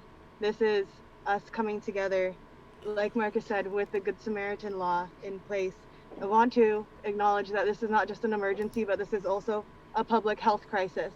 So I demand that y'all declare homelessness a public health crisis. And with that, we have that phase one, right? The 50 pallet shelters need to get approved right away. We got to put them on Winter Haven. We got to put them on Depot Market Square. Okay, plan B. Yes, let's get those modular homes. If we can declare homelessness a mental health crisis, then we can take care of the funding and we can get this through. Okay, as far as the operator, it's a total separate entity from the protest that's happening right now. Okay, we are all exercising our First Amendment rights right here on this lawn. But as an operator and as this organization, so to speak, we're working actively to create. Just to inform y'all, we are working with different organizations, housing cooperative, developers that already have precedents in other places in the nation, and I can offer you resources to look into that. But this housing cooperative, the structure of this housing cooperative that we will offer is that the tenants themselves are following the bylaws and practices and procedures that we all decide together. Okay, everyone has a say, everyone has a vote, and everyone takes care of each other, and that's why it's working out here. And we can't do it anymore until you give us the shelters and the land. So I implore you to consider. I understand families and I understand children. We have youth out here too with us, right? But we need to get everybody off the ground floor first. I yield my time. Okay, Kathy Halka, could you call public testimony, please? Yes, the speaker list first will be Doug Gustafson, followed by the person listed as A, they, them, and then Natalie, she, her. So we'll go ahead. Doug Gustafson, please go ahead. You have 3 minutes. Okay, cool. Hey, this is Doug, chairman of HomesNOW Not Later. First, I wanted to address your concerns about bridging the gap and say that if HomesNOW was a partner, we would be able to use the modular shelters as a replacement for tents at first, and then replace them with proper tiny homes as we go along. We would estimate 1 or 2 to 3 months to build a full village with wood and everything, like where volunteers come and build it, to bridge the gap between today and spring, one at a time. You can also do a kitchen with a large tent, perhaps around 13 feet by 20 feet or 30 feet. 3 years ago, in December of 2017, I helped to organize the sleepout at Bellingham City Hall, which lasted for 18 days. The purpose of the Stop the Sweeps sleepout was to put pressure on local governments to take action to ensure that every individual who is facing homelessness would be housed immediately. The need for action was important then, but the need for action is even greater now. The current camp, known as 210 Camp, named for the address of City Hall, 210 Lottie Street. Bellingham is currently experiencing a severe lack of adequate sheltering. Base camp is now reaching full capacity on a nightly basis. The city and the county have also not activated their emergency shelters, as far as I know, and the Byron Street facility is not yet open. There's an obvious lack of sheltering, and it has overflowed to the lawn of City Hall as a result. I think it could have been prevented. Bellingham's homeless population has no place to go. This is an emergency. They need shelter now. The stakes have never been higher. What started as 6 people has ended up being 60.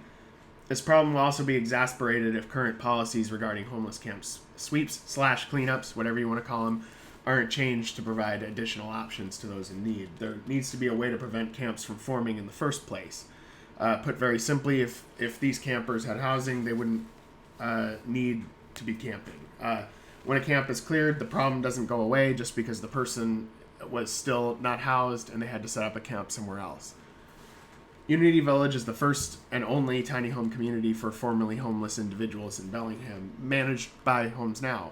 Unity Village costs around $1,500 a month to operate after the initial construction, which we do ourselves, or we would do ourselves. Many of the residents of Unity Village were previously campers before they became residents, and most of them have been cleared before on multiple occasions when they were stuck in the cold. Because Unity Village was able to provide emergency triage and transitional housing, it has not only prevented multiple people from having to camp, reducing the cost of cleanups for the city, it has also provided better outcomes for individuals and increased quality of life, and has resulted in over a 40% rehousing rate, meaning 40% found permanent housing, and rising. Providing even the most basic of housing for people quickly and effectively would result in seeing fewer camps in town, and thus fewer cleanups needed as a result, allowing for those funds to go towards something more meaningful. This all could have been prevented. Homes Now has been pushing for increased shelter capacity for years. As an organization, we have been eager to set up future villages as well. A few weeks ago, we turned in a proposal to the city of Bellingham to set up a second tiny home village at the former Safe Haven location, located at 620 Alabama Street in the Sunnyland neighborhood. The city denied our proposal and responded with an RFQ, a request for qualifications, where we will be asked to compete with other sheltering agencies and prove that we're qualified for city sites, thus slowing down the process further. I would also like to add that if this RFQ was in place 2 years ago, Homes Now would have never been able to get started at all, and that there would be no Unity Village, since one of the requirements is having done sheltering for 2 years. This effectively edges out any new organization, such as the collective/cooperative at City Hall or any new nonprofit wishing to do the same thing. There is no one-size-fits-all. Even if you have shelter, you're still in survival mode. There are also assumptions and stereotypes around homelessness in regards to mental illness and drug addiction. Classism and gentrification are also a major factor in preventing housing. Forming programs based on these assumptions has a tendency to produce faulty outcomes for homeless individuals in certain situations. I hope that the city and the county can embrace action, can get experimental, and embrace multiple sheltering agencies and community members at the same time for setting up future camps, shelters, and villages, all serving different segments. For the sake of all of us, I hope it happens soon. Otherwise, the situation will continue to get more dire. Thanks. Please consider it.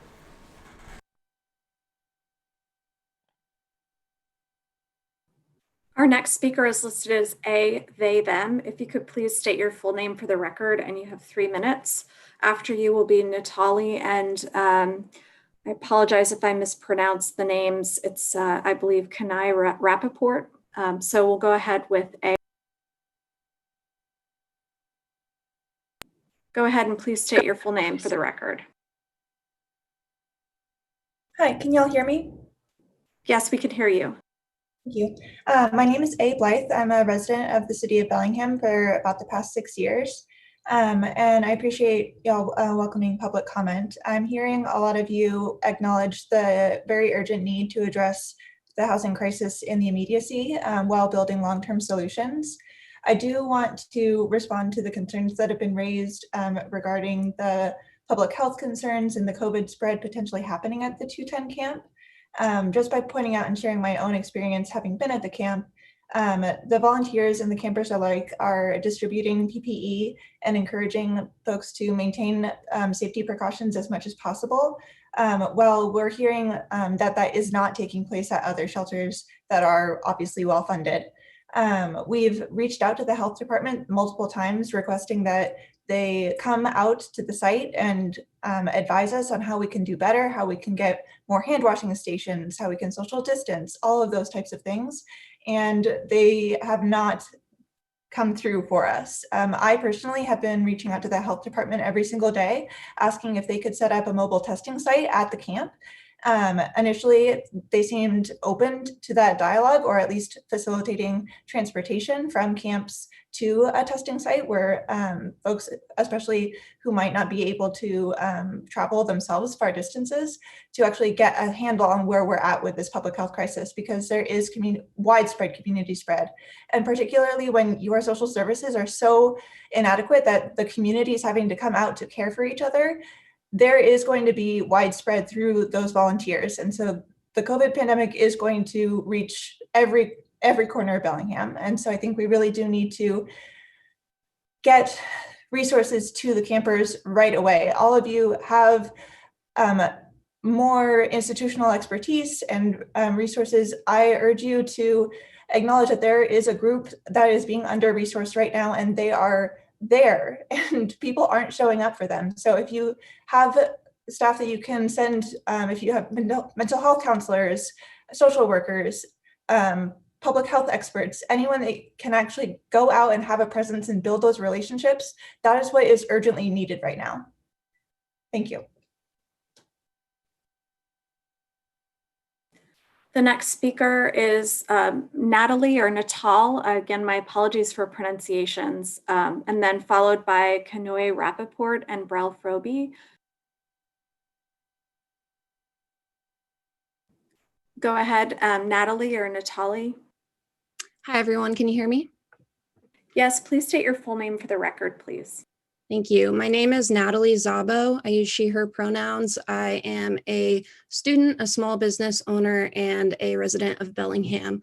I just want to say that I understand the focus on wanting to look long-term right now to save on time and resources later, but that's just not where we're at.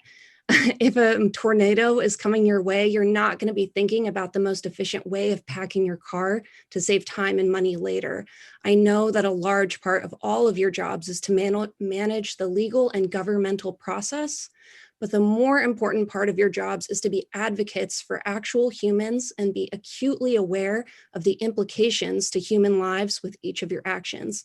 Morally speaking, the focus on efficiency needs to be negatively correlated with the urgency of the situation in regards to the safety of human lives. Over focus on fiscal efficiency comes at the cost of safety and health. Some of the people on this call are looking for a have your cake and eat it too situation, while people are without food, roofs, and shelter. I urge and implore all of you to get more activated, more creative, and more urgent than you've ever been in your position or career before.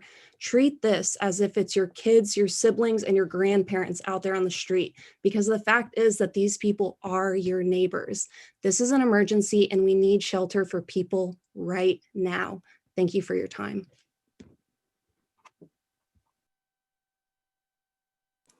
The next speaker is Kanoe Rappaport, followed by Brel Froby and JC Mansfield. Go ahead, Kanoe. Good evening, or good afternoon, council members and interested parties, community members. My name is Kai. I'm a renter in the Roosevelt neighborhood, a nursing student, a nursing assistant, a congregational worker, and I have lived experience being homeless. I speak with the same messages that Marcus have and Ida and Natalie and A, and agree with some of the points that Doug made in making it easier for different groups to form tiny house villages and things like that for the urgency. To Seth Fleetwood and County Executive Seth Paul Sadhu, thank you for taking my comments by phone and email, and to this work group and this community. This on Wednesday, November 11, just providing context around what's going on at Camp 210, unhoused folks in Bellingham have been camping out, got news that they would be forcibly removed. Community members showed up in support and the sweep did not happen. Since then, this camp has grown to about 16 more people. And I will be sharing some of the demands from these folks at 210 camp. And if people would like to support the camp, I will share some resources later. So I wanted you all to know this is an emergency. I urge you to declare this as so, given COVID, the seasonal issues that we have, the constant filling of capacity at the lighthouse, and the limitations of barriers who lives there. Just want to remind you all, January 7th in the Bellingham Herald about someone with mental issues who died due to exposure. There's been a homeless member at our camp who just like ran into the street. We need housing, but we also need services. You all said that we can't solve this. We can solve homelessness. Housing First works and it's economical. So I'm demanding some of the following. The 50 pallet shelters to be approved, finalized, and in action immediately, distributed in multiple locations in 20 to 25 units, including Winter Haven, Safe Haven, Market Square, or Clean Green. These places have kitchen and hygiene services, and that the Byron Center opens immediately. The city county enacting policy to ban sweeps in Whatcom County. There's been a law ruling in Idaho court that this is illegal when there are not possibilities for shelter, and for the cooperative of the 210 camp to be allowed to operate a community-run shelter. Funding for these demands could come from our police. So thank you so much for listening to me. I would look forward to hearing your response. If you all want to, or community members want to donate to this community, you can Venmo BOP-mutual aid _aid, or donate food at tinyurl.com/camp210meal. Thanks very much.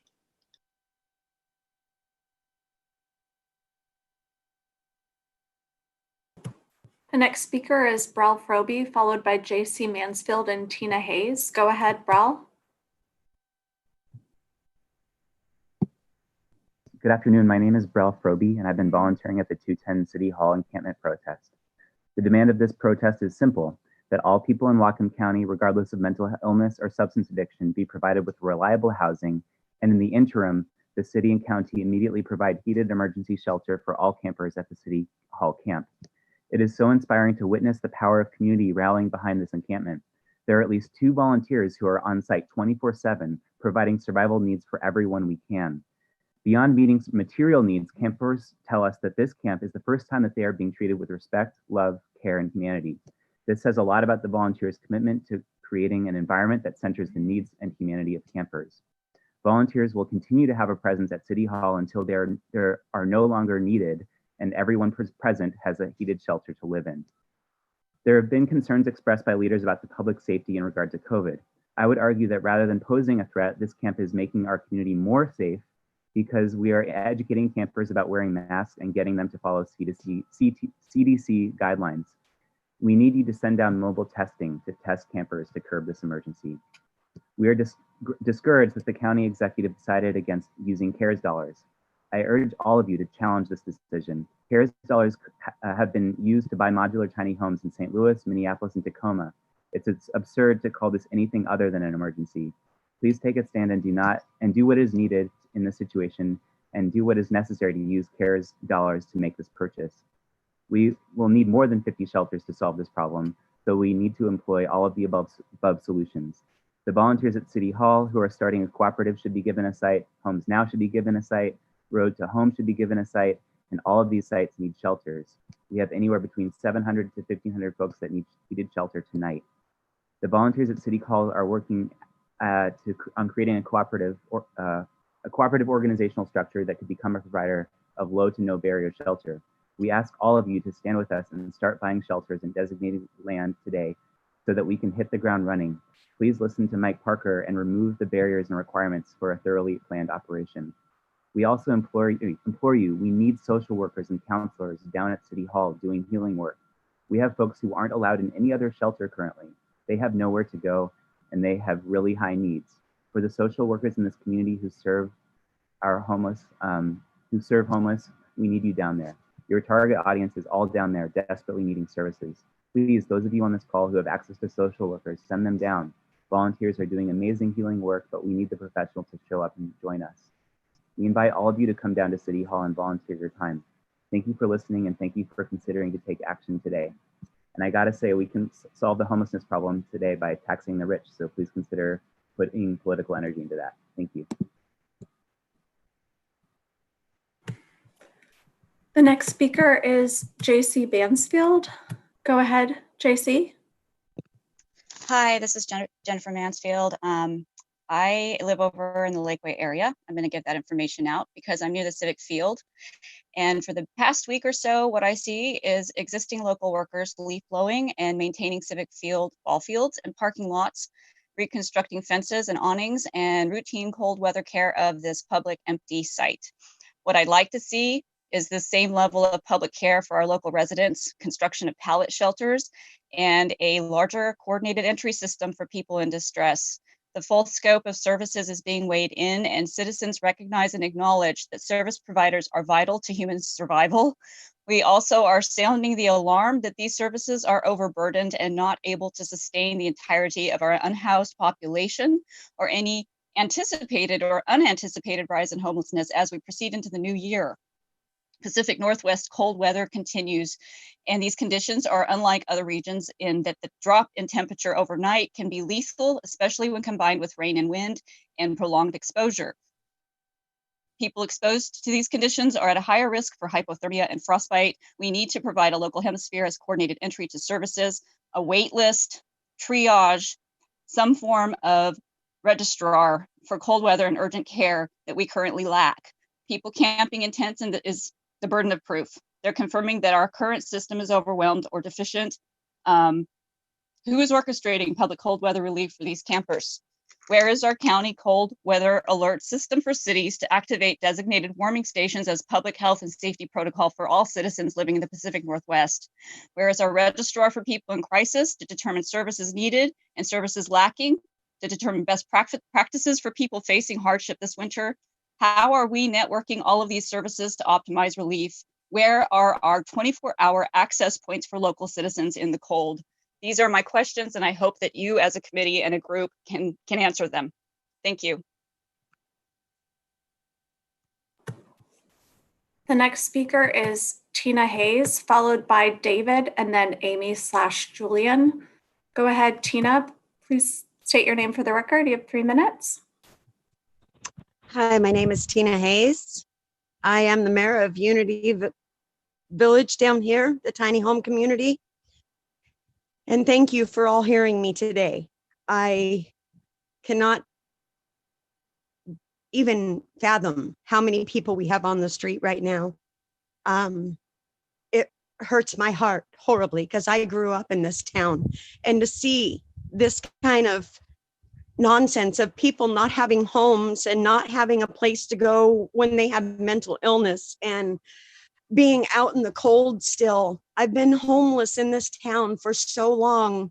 I've been at Unity Village now for a little over a year. I was supposed to be here a week because Opportunity Council, I'm first on the list to have housing, and there is none in Whatcom County. So why don't we have pallet houses? Why don't we have more tiny homes?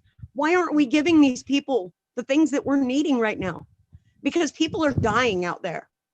I've lost 3 friends in the last 48 hours due to being in this. And yes, in this weather, and it's not that cold yet. So what are we going to do to change these situations? My life here at Homes Now is amazing. I have never in my life been so blessed to have a home to come into every night to be warm, a shower to get clean, a computer to be able to find help, to have people that are advocating for me, to have all these things that these people are asking you for right now. We have right here at Homes Now. We have everything that these people have just asked you for. I have right here at Homes Now, and I use it every day. We have people here that had mental illness, and they have now successfully got new homes. They are doing amazingly in their wellness. And I have more people. We have just filled this place up. I have 2 units that are coming available really soon because I have 2 new people that have literally already found housing. They may not be staying in our town, but they have found housing. And yes, I'll say it again. There is no housing in this town. The price of our housing here is insane that you can't even afford to live in this town if you're homeless. And we have no choice because there's nowhere else to go. We can go to Seattle, to those shelters down there that Leahy and all of them are taking over, and they're kicking people out right and left. I have 2 children that are homeless. One of them has 3 children under the age of 5. And she had to sign a form the other day, and it's COVID, you guys. She had to sign a form stating that she'll be out by the 30th of this month, or she's going to be sued and lose her life. And she has 3 children under the age of 5, no income, because she's lost her job because of COVID. But where's the help in this county? That's what I want to know. What is it we're doing for these people? Because Homes Now is doing for these people. We're at a 40% rate, and people are actually graduating from here into their own homes. And that's what I want. I want to be able to be with my grandchildren. I can't bring my grandchildren down here because it is just temporary. But like I said, temporary. I've been here a year, you guys, over a year, because there's no housing in Bellingham. There is nothing. It's so expensive. A studio for $1,300 a month. Really? Come on, folks. Let's realize what's going on in our community. We have compassion for people here. Well, where's the compassion? Because there shouldn't be 800 people on our street homeless. There should not be. Shame on us. Shame on our community. Money is nothing, folks. Lives mean everything. All lives matter. All lives. And so let's step forward. Let's make these people's lives true to what they are. They really do matter. Whether you're mental illness, whether you're handicapped, whether you're white, black, purple, polka dot, I don't care what you are. You're still a human. You bleed blood just like me. And they shouldn't be going hungry. They shouldn't be cold. And they shouldn't be in a tent on City Hall property. We have Byron Street. We have movie theaters that are sitting empty for no god awful reason. They've been sitting there for over 10 years. Thank you for your time. God bless. And please help us. The next speaker is David, followed by Amy, Julian, and then Catherine. Go ahead. David, please state your full name for the record. You have 3 minutes. Hi, I'm David Morse. I'm a resident with HomesNOW in the Unity Village. What I have to say is that we have been asking to get land. We are the most cost-effective operation here. We are the only one that has a track record of doing this kind of work. And I think we should just be given a chance. There's other groups, I think they should be given a chance. The only thing we've ever asked for is land. We don't need money. We can get that through the volunteers. I'm a short speaker, you guys all know it. And I appreciate you guys considering us. We have everything we need except for a place to put it. We want to get these people off the street. Please help us. Thank you.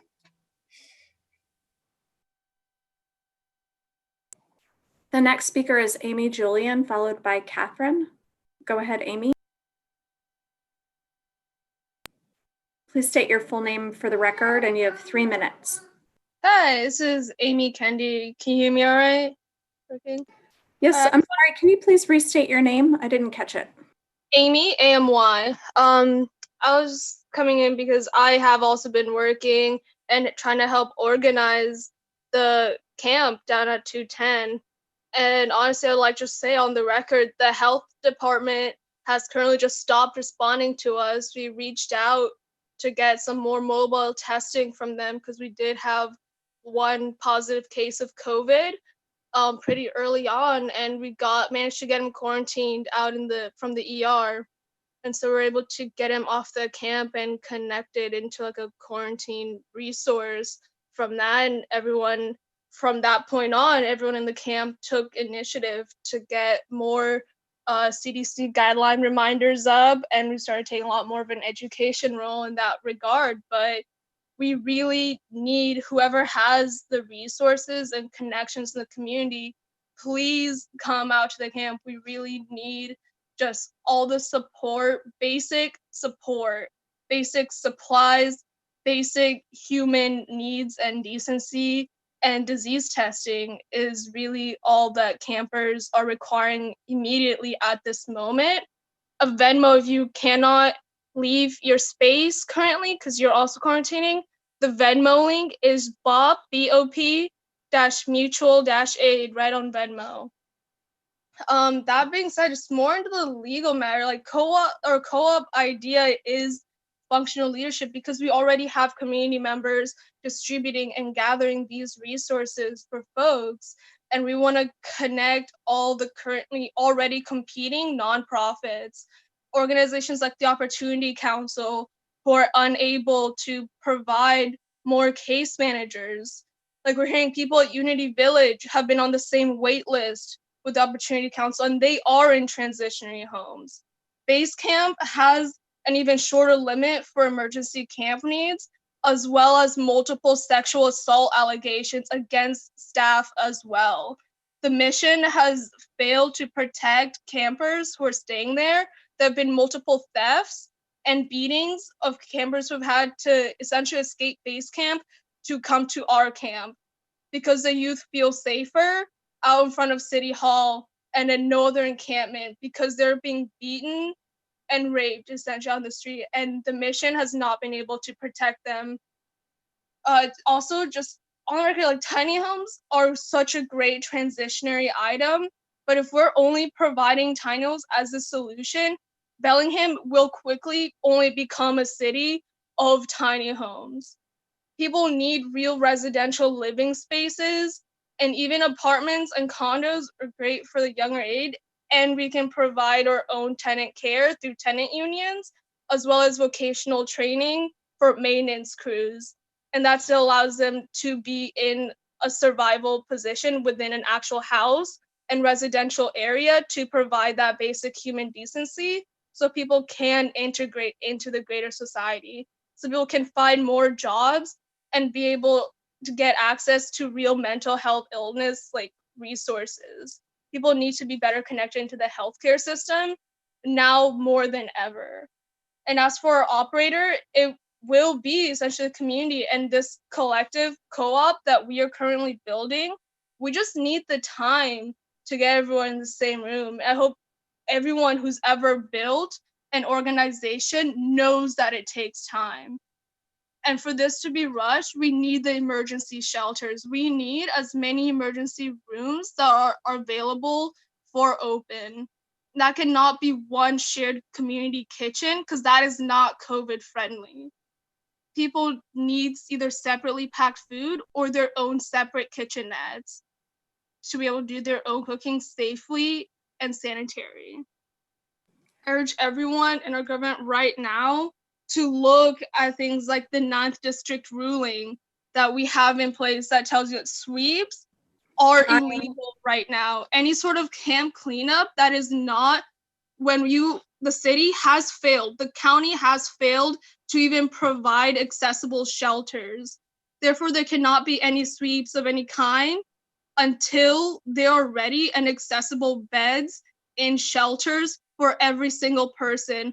All 2,000 people on the streets of Bellingham right now. If there's not a bed in any shelter, we cannot be cleaning up these camps, and the city cannot proclaim to be an advocate or functional.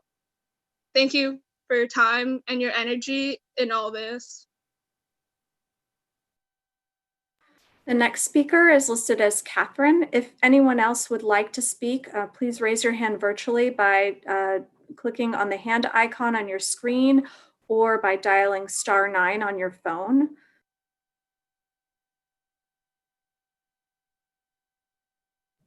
Go ahead, Catherine. Please state your full name for the record. Hello, this is Catherine Orlowski, and as an advocate of well over a year at HomesNOW, you can ask any social worker and advocate. We are working with very, very limited resources. It's heartbreaking for us. There's nowhere to really put most of these people. I'm not a big fan of segregation, but I agree with Hans that we need to focus on some of these fragile groups, families, the disabled, the elderly, etc. And it would be nice, in my eyes, if Hans could focus on some more of the high barrier people because he has such a robust amount of services there. And some of these lower barrier people can function well, very well in these villages. I suggest matching, say, the disabled or elderly with a stronger group of younger people, perhaps younger people. At Unity Village, we create a sense of community. It's very empowering to these individuals who feel so many years of hopelessness and despair. They really get to shine, and it's amazing what happens when you create that sense of community and how empowering it is. We've had to dig really deep and get creative for rehousing solutions. It's working, but man, it's been really tricky pulling off these miracles. Me personally speaking, I used to be homeless in Seattle in a tent with my children because I moved from Montana here to be closer to Seattle Children's Hospital. Totally uprooted my life. I used to be very successful, an entrepreneur. It's been very difficult having a child with these types of needs. And all the experts in Seattle, the homeless experts, told me, go to Bellingham. I would like to see, I know that's a concern. It's a real valid concern. And I would like to see a state or national dialogue started about homelessness so that no one city is socked because they finally made it happen. They found a solution. And so now we're a magnet for every single homeless person in our nation. We really should start a dialogue, at least on the state level. It'd be great to see that as one of the subcommittee committees, and then take it to a national level, because no one city should be burdened that way for coming up with a resolution to homelessness. I thank you for all the work you guys do. I know we're all freaking out because it's winter, but I'm really impressed with the progress we have made. I hope that we're really committed to doing this really speedy, because like Tina Hayes said, we've already lost people. We lost people last winter, the winter before that, and it just breaks my heart. It can happen to any one of us, and I wouldn't want to see us with our children or our fragile people out in the street. So think about that at night. And thank you for everything that you guys are doing and working so diligently and hard. Thank you. I yield my time. The next speaker is Heather Katahdin. Go ahead, Heather.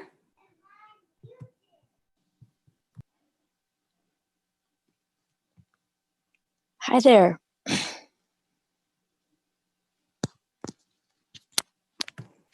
Go ahead, Heather. We can hear you. Great. Thanks, Kathy. Heather Katahdin speaking, tax-paying resident since 1989, retired healthcare clinician, and past volunteer first responder and firefighter. I want to give thanks to the previous voices of our citizens who speak at our public meetings.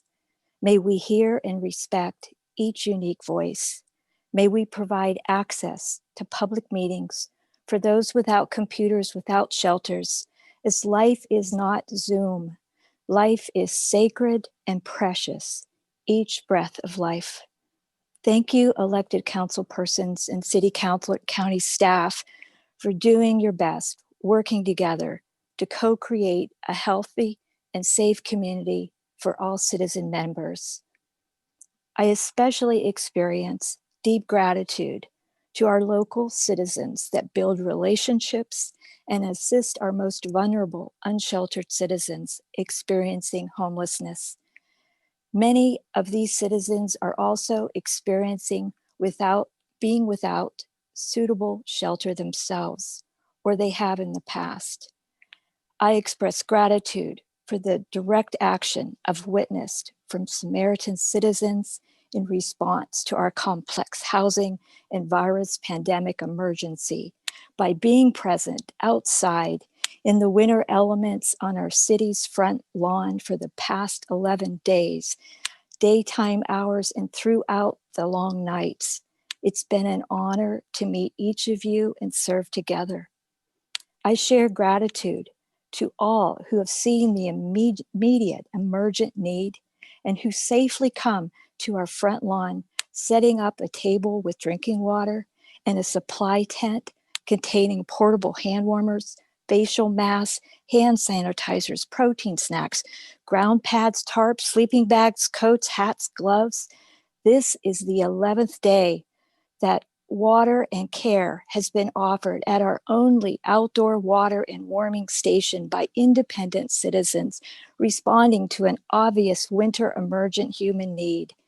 I have been present serving as able since Veterans Day. On site, there is a blend of deep grief, trauma, medical needs, hunger, and a blend of deeper hope, respect, courage, and acts of loving service, providing nourishment and assisting, providing those that need a place to rest on the earth. Our community continues to drop off supplies, even though we do not yet have access to a secure, sturdy storage structure. We still need to create a safe nighttime, warm winter shelter for our youth as a community, and a safe nighttime shelter for women who are not able to sleep at a group shelter center and not safe sleeping alone in a tent. I have witnessed the individuals with these needs. I'd like to encourage Mike Healy or our county emergency services team to also choose at least 2 urban locations where access to 24/7 public drinking water is available, plus face coverings, hand sanitizers, public bathroom, and a structure with a roof from freezing rain or snow for citizens who are found wet and in danger of hypothermia. Again, As before, I'm requesting we as a community create a nighttime warming center, at least, with a roof and a source of water and heat that is welcoming and accessible to all ages and all genders. Time. May we as community members see the needs before us each day this winter. May we greet each other and share our attention and warmth. Thank you. If anyone else would like to speak, please raise your hand virtually by clicking on the hand icon or dialing *9 on your phone. Councilmember Buchanan, there are no other hands raised at this time. I believe there is a hand raised. Marcus Steedham has his hand raised. Yes, I see that. Marcus, go ahead. Go ahead. This is a cop. Go ahead. Tell me who you are. Hello, I'm a camper. I'm a recent homeless individual of Whatcom County. My name is Jeremy Backbone. I'm a proud Backbone family member, and I encourage you to also stand up and have a backbone at this moment in time. I must remind you the reality of the situation you are facing. There are about 100 individuals camping on your lawn who are advocating for First Amendment rights. We also have Martin versus Boise, Idaho rights going on. You cannot remove us. Any removal will be a lawsuit on your case of Whatcom County and or Bellingham. So do be aware that is the situation you're facing. You want to end homelessness? You want to help homelessness? Remove us and we will gladly sue the shit out of you. I implore you to please help out. We need all cases of solutions put on at this time. We need to lower RFQs of all the agencies that have the power, manpower, money, and anything we need, and solutions of organization that can get all the homeless locations implied. Being Lakeway, Green Site for Road to Home, get the Safe Haven site on Alabama back to HomesNOW. They have the manpower. Please lower the RFQs and keep Low Income Housing Institute out of this. We need to have the 50 pallet shelters, and we need to have them now. This is an emergency. But emergency implies that there is an end. There's no end to this situation we are facing in this economic time. This is not something we will recover from anytime soon. We need long-term solutions for all these 50 pallet shelters.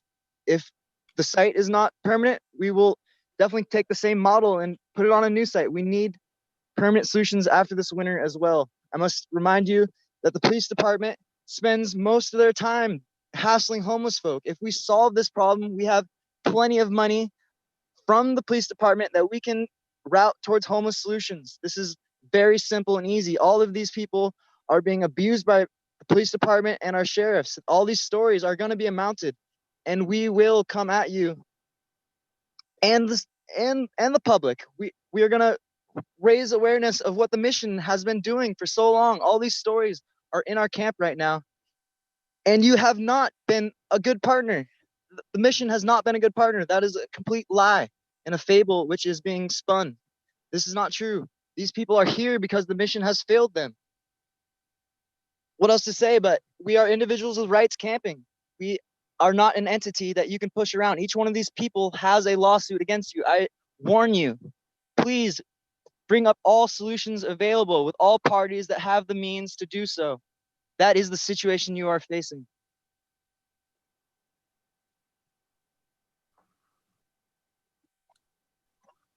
Okay. Mike, you said you had some final thoughts for us today. Yeah, thanks for that, Barry. And I feel a little chagrin in hearing all of the pain that we're hearing in our community. And I think it grounds us a little bit in why we're all here and trying to do solutions. My word was going to be different than one of anger. It was going to be one of thanks for all that are working on it. And for in whatever stage, whether you be in an organization or whether you be a community member, if you're compassionate and caring about those experiencing homelessness, then there's room for all of us. I also want to just state for the record, a lot of shade gets thrown in these situations when people are angry and when they're hurt and when they're upset and they're scared. And I can't profess to know that experience of homelessness. And I'll tell you that right now. What I can tell you though is my experience of working with Hans and folks at the mission, working with the other partners that you see on this particular group, and our governments are well-meaning and really earnest people. And this is one of those really wicked problems, homelessness. It's created at levels far beyond our local city and our community, and yet we are here stuck in fixing it. And I guess my word of thanks to those that are working so hard at it, and just to remind ourselves that we need to love and care one another as we go through this. And hearing that pain, I know that needs aren't being met. That's why I'm even talking about emergency shelters. I believe permanent housing is the answer, but it's been too slow. So we have to deal with this. But I implore us to not necessarily drag each other through the mud as we go through this, and give each other some space and some grace, because everybody's here because they care. The whole reason anybody would show up on this committee or this task force and be in government, I have to believe in their good faith and their good nature. And my thanks to Hans, to HomesNOW, to all the operators in this on this call, but in the community who are working to make lives better. Yeah, thanks, Mike. I echo that totally. I feel the frustration out there in the community. I can see it. I'm looking out my window right now, and it's right in front of me. I want to thank all those folks working so hard as volunteers over there at 210 Lottie Street to keep people safe, keep them sheltered as best you can. You're heroes in your own rights for sure, and we really appreciate all that work you're doing. This group, I appreciate everybody that's been here today and for so long working on this issue for years, and we just need to keep it up. I feel optimistic on our progress. I think today we formed at least some ideas around a plan to deploy some of these units, and I appreciate all of your work on this. And I wish everybody well through the holidays. I hope you get some sense of seeing your family somehow. It's going to be a rough couple months, I think, but your work on this subject and others in our community is so appreciated by myself and our council for sure. But anything else for the good of the order?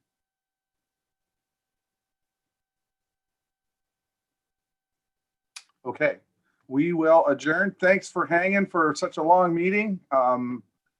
Appreciate again everything you do. We are adjourned.